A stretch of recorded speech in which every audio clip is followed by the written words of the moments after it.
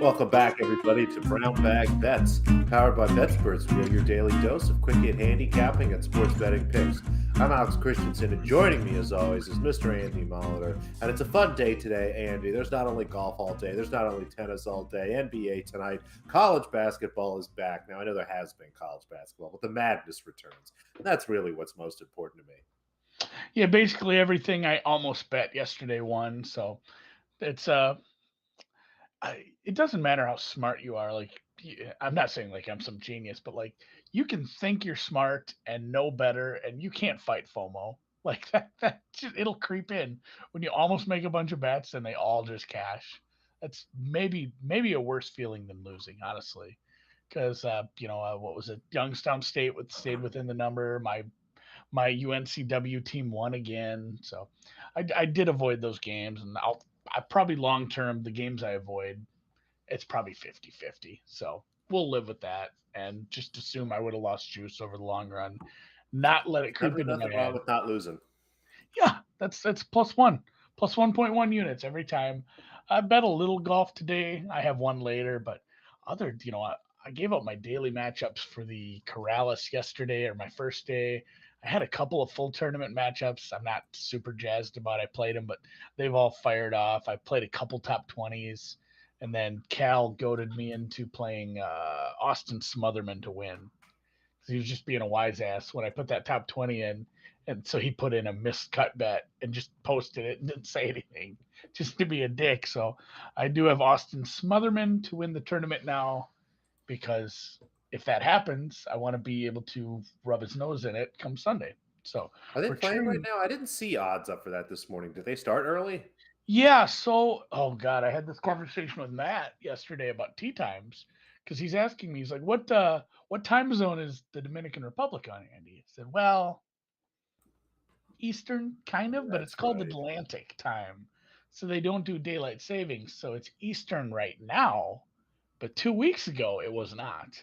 I It said, so was right Central. now, like just assume it's Eastern time, but it's not technically the Eastern time zone. It's a whole mess how they do things in the Caribbean there. It depends what time of year. Like daylight savings time just needs to go away. Honestly, we should do a whole podcast on why we should go to universal time. Everyone should just use the same time we use at the space station.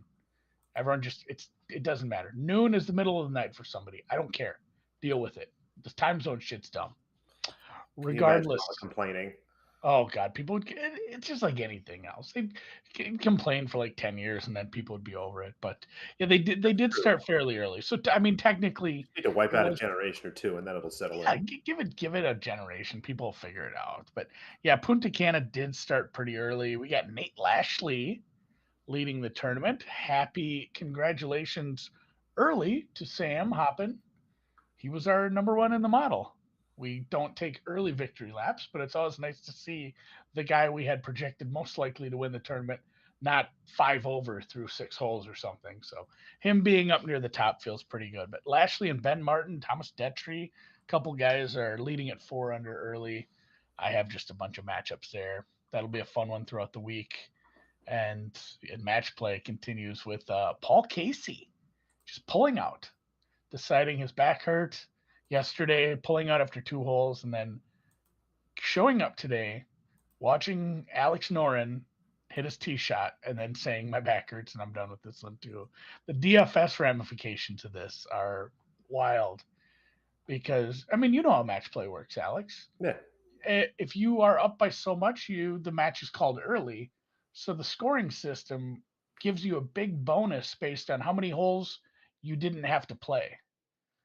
So when Casey retired early, his opponent got a shitload of points for not having to play 15 holes. Did he get like Even a though 18-0 or something? Like, yeah, I think yeah he won like 2 and 15 was the technical final score because of it was a concession.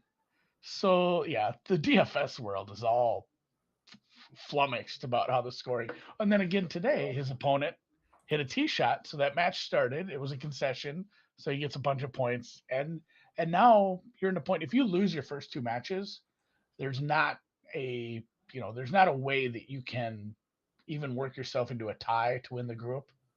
So he doesn't have a reason to play tomorrow. He should just take his $40,000 and go home. You get everybody gets paid here, so hopefully Paul Casey doesn't need the money. I don't think it was that, but kind of a weird situation going down there in Austin, Texas. And there's a Uh, hockey tournament starting, I see here in the chat. AJ says the college hockey March Madness is starting. yeah, it is 4 Minnesota teams and then I was gonna 12 say, other which teams Minnesota from the team you picking? Northeast. Yeah, like it's a bunch of Massachusetts teams, a bunch of Michigan teams, Quinnipiac, and then all the Minnesota teams from Bemidji. So Probably a I'm Dakota in there. yeah, maybe I'm just gonna cheer for all 4 Minnesota teams are in separate quadrants of the 16. So I'm gonna cheer for an all Minnesota Frozen Four. And yeah, Frozen Fours are fun. It is the one time a year where you actually can see some lines for betting college hockey. So if you have some hot tips on that, by all means, put it in the chat. I'll bet college hockey with you today. American International, apparently a fourth seed. I don't know where that is. UND, yeah, Looking here, yeah. North Dakota is in. UND is in. South NDSU. St. Cloud State, the very well known St. Cloud State. It is here. Like, North Dakota, Harvard. Hey, Harvard. Minnesota um, State, Minnesota Duluth. yeah, I probably have to cheer for Minnesota Duluth. it's funny too. Like those schools, Minnesota Mankato, Minnesota Duluth, St. Cloud Michigan State. Tech. I mean, those are like, and Michigan Tech falls in the same category. Those are like those are like Division 3 colleges for everything else. But in hockey, they're Division 1 powerhouses. It's kind of how hockey works. It's just a funny little thing. Like until Northeastern. until St. Not Thomas. Northwestern. So St. Thomas, if anyone follows college basketball, St. Thomas is up in St. Paul, Minnesota, and they went to Division 1 basketball this year. Until they did, there wasn't a Division 1 school in any of the other sports really besides hockey out of Minnesota. You had the Gophers, and that was it. So like, we were a one school state for most of the D1 sports. Now we have the Tommies at least out the Summit League. But yeah, this is gonna be fun. And Dan is a Quinnipiac fan. He is in a Quinnipiac household, so we'll cheer for them until they go up against Minnesota. And Power Trip, yeah, Power Trip's from Minnesota. Lifetime St. Cloud fam. You know what? I bet this guy Power Trip, if he's ever been up there, he's been to a little place called the Red Carpet. I've been to St. Cloud a few times. I've partied, no big deal. So we just spent 10 minutes on God knows what. Let's I'm talk some picking my NBA. Frozen Four right now. I mean, Yeah, I have the I'm bracket. going to go with Quinnipiac for Dan. Give me Quinnipiac, Minnesota Duluth, North Dakota, and Minnesota. What the heck? I'll go all two seeds. Gophers aren't that good. The Red Carpet is a trap, yeah. That's funny. I'm gonna have to pull this up and fill out a bracket. I filled out a golf bracket for Christ's sakes. I'm gonna fill out a Golf hockey. bracket, tennis bracket, hockey bracket, basketball bracket. It's March. Yeah. This is March. USHO college hockey bracket. There we go. Frozen Forge in Boston. Weird. They always have it there. Speaking of Boston, they're very good at basketball. People can't The stop talking Celtics, about they the keep goddamn winning. Celtics. But weird day in the NBA when Drew and I were looking at the scores last night. Very weird day. Hopefully a little more of a normal day today. You've got a couple of looks tonight in the association, the side and a total. Yeah, it was a very strange slate last night. I mean, our Pistons won, and I thought they could be competitive. I didn't think they'd come out and win in a blowout. Yeah. Just a very weird result there. The Chicago Bulls got absolutely clubbed last. Was that last night or was it the other night? That was 2 nights ago. The Bulls two nights ago. got The whacked. Sixers again blow the late cover. The Knicks come out with no Julius Randle, score 121 points to beat the pants off the Hornets. The Kings. That was the one. Pacers The Knicks as 6-point underdogs with nobody. Ugh. What are you gonna do? It's a mess. You just need persevere and you move on. And it was only a 5-game slate tonight. It is. There will be basketball on TNT. It's so nice that Turner Broadcasting is going to take care of us and put some basketball on tonight, which would just be great. Some fun games here. Only 2 picks for me. We'll start with the New Orleans Pelicans. They are hosting the aforementioned Chicago Bulls. The Bulls really struggling here towards the end of the season. They are starting to get Caruso back, but are still without Lonzo Ball. DeMar DeRozan now is kind of nicked up. Lonzo Ball has been half in, kind of half out for the last weekend. The Pelicans, even without Brandon Ingram, still with CJ McCollum and Jonas Valanciunas, have a really solid team, and they continue to win games and outperform kind of expectations here towards the end. end of the season. I have them as almost 4 or 5 point favorites in this game against this Bulls team here tonight. So I'm looking at -2, -1, anything 2 or less looks good for me on a Pelicans team that is really kind of thriving here. I think it's going to be a fun team in the play-in tournament. I don't necessarily think they can upset somebody come playoff time, but I wonder if they might be the last savior of my Lakers to miss the playoffs bet, Andy. That's really what I'm hoping for. Refresh me. Who does the 7 seed host in the first Seven game of the seed hosts 8. 7-8? So right now it'd be Wolves, Clippers, and then Lakers, Pellies. Yeah, LA and then teams heading to the small if eight markets. loses, they play the winner of 9-10 to get in and things like So that. It's seven, a eight, whole nine. goofy situation. But Yeah, the Bulls are yeah, going three and against the Bulls. seven. Bulls are 3-7 their last 10. They need to get their shit straight. And again, talking about FOMO bets, that season win total at the adjusted markets that we went over, it was like 49.5. I don't even think I think that might have cashed by now. Well, they could end Not up at 50. technically. They'd have to Still run the 10 table. games Yeah. left. Yeah. They're not And if they that's win not 9 out happening. of 10, or sorry, 8 out of 10. Yeah. Shit ain't happening. So all right, Pelicans. I can get down. Pelicans -1, and then Suns Nuggets over 232. We were joking about this a little bit before the show. There is a particular fantastic Twitter mush that has kind of taken us all for a little bit of a ride here lately. And this isn't a fade of his plays. I'm not sure if we're supposed to fade them or not anymore. I just really like this Suns Nuggets over. I mean, the Suns total seem to be a little depressed. They have been a very good defensive team, but without Chris Paul, the pace actually picks up a little bit. They play faster. It's not as slow of a style. The defense gets worse. Chris Paul makes a big difference on that end. Conversely, you have the Nuggets, who at home generally play a little faster pace, continue to be one of the better offenses in the league here. And this is a total I had almost at 240. I had 238 as I started to tweak some stuff and hone down in on my numbers. So 232, 233, I'll take over either one of those numbers again, and what should be kind of a fast-paced game, and what I hope will maybe be a Western Conference Finals preview. I I'd be hope. down I with don't know. that. That'd be fun. I think we said this back when we were talking about like all the playoff series. Like there's just gonna be so many good series. Like if there's not like, oh man, this one's a stinker if this one happens. Maybe early on in the West, there might be a couple that aren't great, but there'll be really good early ones in the East that'll kind of fill that. Like the whole NBA playoffs, there'll be very good games constantly. I'm pretty excited about just getting this goddamn season over with and getting to that point. Truthfully, golf, I did play one early. I should check on that. We'll see how match play has been a disaster for me. Truthfully, maybe you shouldn't even play this. I played That's Webb scary. Simpson. I played Bubba Watson over Webb Simpson. He's already down a hole through 2. Good job, Bubba. Well, Come on, many a Bubba. slip twixt the cup and lip. There's a lot of golf left to play. This could be 16 more holes yet. So Bubba we knows how to will. hunt for the birdies he needs to win the match. You're not out of it. Well, and he lost yesterday, so he is like, if you lose your first 2, you're out. So Must-win situation. he has to get this win. So Bubba will be going for it late. I did play that one early. My other one will be an ugly dog, maybe the ugliest of dogs against a golfer. A lot of people are really actually liking for this tournament, but Luke List is a bad putter.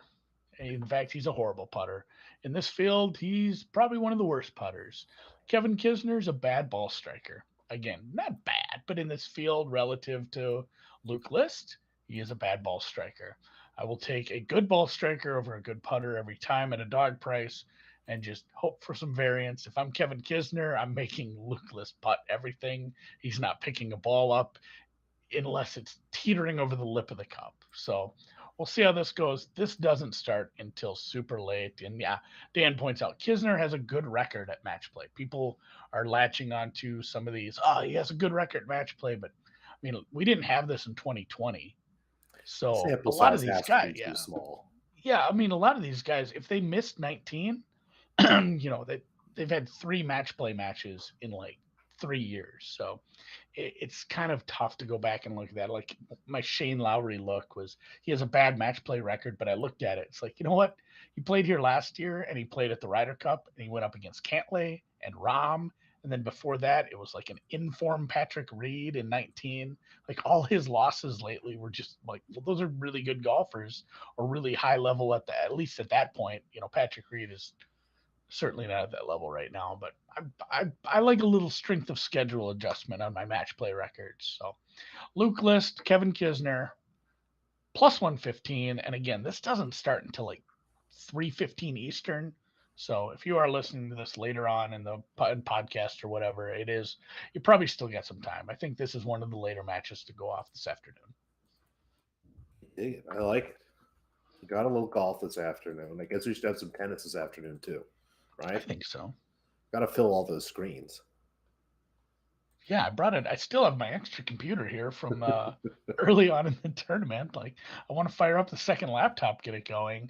Miami, what is like or order of play? Like, what are first matches today in Miami? Like right around now? Are 11 they a.m. going? Eastern. Okay, so we're 30 minutes the before we first start the matches are show. off. So okay, Yeah, I've got an over right now. Risk and Cornet. I haven't checked the score yet. Hopefully, they're still playing. They are still playing, but it looks like Risk is going to take the first set here. We'll see how that goes. Maybe jump on a live over there if you want. It looks like you the can get thing 21 about at a pretty the good thing price about line. betting an over, Alex, somebody's got to win that first set. Happens every time. That's true. I know. I'd just rather see it be like 6-6 in the first set instead of 4-2. I'm very, I guess it's too greedy. But two plays for us this afternoon. Well, I guess three technically. One, the first two we discussed yesterday.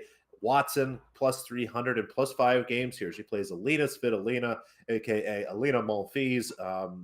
Svitolina has not played very good tennis. She won a couple matches in Monterrey, won one match in Dubai and a few in the Australian Open, but otherwise is right around 500 winning record, just a little bit under, which for someone with her kind of pedigree is really shocking. And she continues to be priced like the great player that she has been, as opposed to what we've seen these last couple of weeks. Now, Heather Watson's nothing special, but she's been playing solid tennis, winning matches, being competitive against good players here. And I have this closer to like plus 225, plus 230. So plus 300 looks great. I would have the game spread probably at a cheap plus four and expensive plus 4.5. So plus 300 and plus five looks great to me. I think there's a good chance Watson wins this match.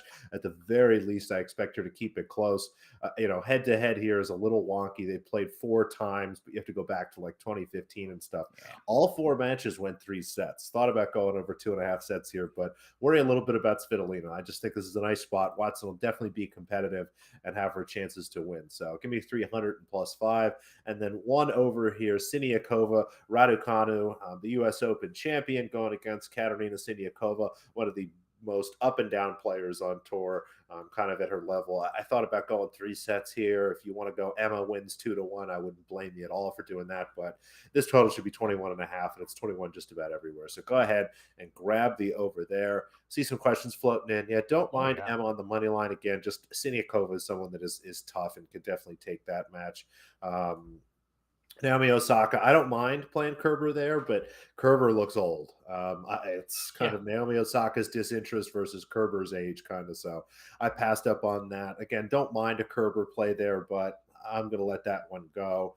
Mahova plus 220 live. That's interesting. Mahova's got Fernandez there. Yeah, I don't mind that quite at all. Although Mahova just I'm guessing that number dropped after she went up 4-2 there. But yeah, that must have been a number or something. Fernandez beating everybody not named Paula Badosa lately and looking kind of bad here.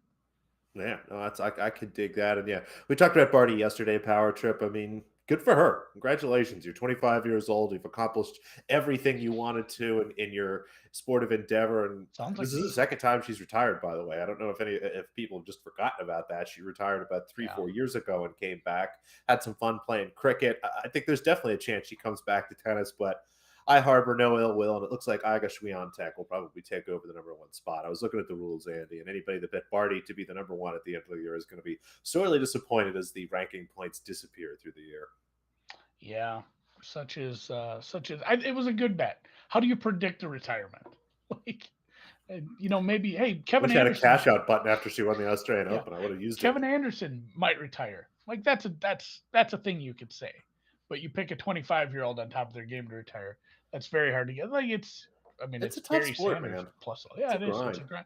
A lot of travel all around the world. 11 Like months a year, new country every week, and it's not like you're going to a new country to hang out.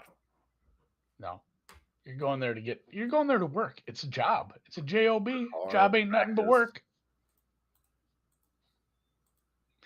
I didn't bet any basketball. I feel bad. I'm sorry. I still haven't. I just these lines are tight. You missed a good one last night. We had Andrew Time and C on Twitter on talking, just grilling him with like college basketball modeling and origination questions. He was great. Gave me some things to think about. And the best part was, and you cannot nail the timing better than this, was the anyone who isn't Alex and me doesn't really understand how this works, but we have producer Dan and he's speaking with us before the show, and then he says, "Hey, we're going to start the show." The music starts. He goes off the camera, off the sound, and then after the music plays, we come on the screen. Same thing with the deep dive. In between the moments where he said, "Hey, we're going live," and the music started playing, the power went out in my entire part of town. So like to me, so the screen comes back and I'm gone, and I'm just sitting here in the damn dark. It's 7 at night. It's dark outside. I walk to the next door neighbors, ask if they're like, "Hey, is everyone's power out?" Or because I looked the fuse box first. So at least I made it through. I've made it through the show without the power going out. So that's a win. But yes, didn't bet college basketball. I can speak a little to some of the moves and maybe how I Go feel Texas about Tech. them. Yeah, I tend to look at almost all the overs. Like if I had leans, it'd be on all four overs, and I don't love that with the Gonzaga game. I think the Arkansas defense can really slow them down, take away some of the things they do. So if I was going to make one play today, it would be the Gonzaga under 155. I am dangerously close to playing that. I show a slight value on Michigan, but the market's not really doing anything there. It's just kind of sitting at that 5. I don't really know what to do with Villanova and the Michigan team too. Is it more of a mirage, or is this the thing? Is this a team we were promised early in the season, and we're finally seeing the fruits of the labors of that team, those coaches? Don't know. And then Arizona's taking some money. I'm going to cheer for Houston. I like that team a lot. I think other people are kind of the same mind, but again, that's very interesting that a 1 seed is such a small favorite in a spot like that. I mean, both of those. You're looking at the Duke Texas Tech. That's a 2 seed there. Texas Tech's defense keeping that total nice and low too. I'm excited to watch both the late games, and like I said yesterday, I wish they'd split those two up. I don't care about the two early ones nearly as much. I will watch them, whatever. So yeah, Arizona might be in a world of hurt. That one, I mean, I want to see Arizona lose by like 40. I think that'll be funny if Houston is just like, holy shit, this team's good even after losing some players. And yeah, Sampson's a very good coach. I think yeah, coaching edge definitely goes that way. And then somebody asked, what do you think about AFC West division odds? It's a hell of a question, but I don't know what they are, and I don't think I'll pull them up right now because I'd have to sit and think about it a little. But that's a very good NFL question. I think we'll have to start looking at some. Maybe we'll do that here as the weeks go by. We'll start looking at some NFL odds to start talking over because holy Christ, this is I like mean, do you want to know what they are? I'm looking at them right now. yeah, I do kind of. But I just want to say quick, like what we've seen over the past month has rivaled anything you see come July and August for the NBA This is offseason. an. I was going to say this is an It NBA is. offseason. It is like the NBA This is is nuts. literally going to have to. I don't know what they're like. LeBron's going to have to be traded to two teams at once to top him, Giannis LeBron trade with like four other teams involved is the only way this gets even close. and then and KD goes to like Olympiacos. Like two players get traded to like the European teams. Like I don't know how to top this. The NFL's gone just wonky. So yeah, read them to me. I'd love to hear them, Alex. Our friends at FanDuel right now hanging the AFC West division winner odds. The Kansas City Chiefs, the favorite at plus 155. The Chargers plus 240. Broncos plus 260. The Raiders 7-1. I'd play that Raiders. Right? That's a again high variance team. That offense is going to be very good. The defense was improved. They finally started. That was a big complaint from Drew and I when we did our preview. He said a lot of the pieces they drafted and got just have not worked out on defense. And we said going into this year, this defense might really stink. And they did against certain teams, but they played a lot better, especially in the pass rush, than I thought. So Raiders at a big number, kind of intriguing. I don't think I love the Broncos, but I think I have some kind of embedded bias about watching Russ play with a broken finger. If Russell Wilson plays good, this is going to be a super fun division. And the Chiefs, I mean, just playing the Chiefs no might be a way to look. That's what I was thinking. Like, just take the other three, try to build the Chiefs. No, because shouldn't this be a lot closer? Like, shouldn't the Chiefs and the Chargers? I mean, the Chiefs are probably should be slightly ahead of the Chargers, but that should be a much closer than plus 155 and plus 240, right? Like, Yeah, should shop around. There's going to be some variance from book to book. I bet You you know, can get a negative hold on this if you shop around enough spots right now. I did this. I've done this in the past where, and you know what the nice part about this is? Sometimes you can throw a team out. Like I've done this in the past with like two teams basically taking a no on the Packers and throwing the Lions out, saying that just shit ain't happening. And you do a Dutch on the Bears and Vikings, and you end up with a negative hold against the market there if you are confident enough in nothing wild happening in Detroit. But yeah, that's something. I'll have to think about that a little. I'm not sure I can quite see this, Dan. I'm still looking on my screen. It's a little small. Superbook has Raiders 8-1. 8-1's a great price. All right. But yeah, but before we run, you can get yourself some futures if you want.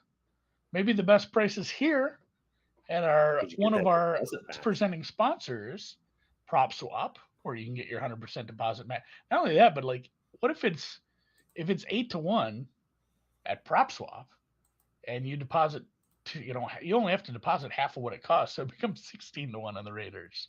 Maybe I'm heading to Iowa because Oh, baby. I do have to go to Iowa to do this sort of thing too. But yeah, we would encourage you, if you want to support the show and support the brand, use our promo code if you do sign up for Prop Swap, and you don't just have to buy shit. You can sell tickets on there too.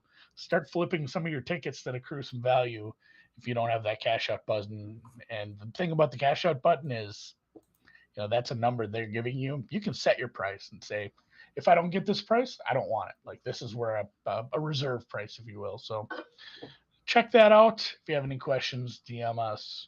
If you're in the YouTube chat, give a thumbs up.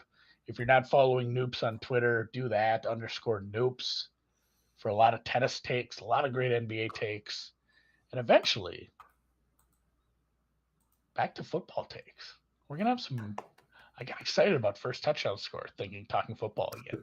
It'll be a while, but it'll be a while. So until Friday, we're out. Enjoy March Madness tonight. Enjoy the NBA, the golf, and everything else. We'll see you guys.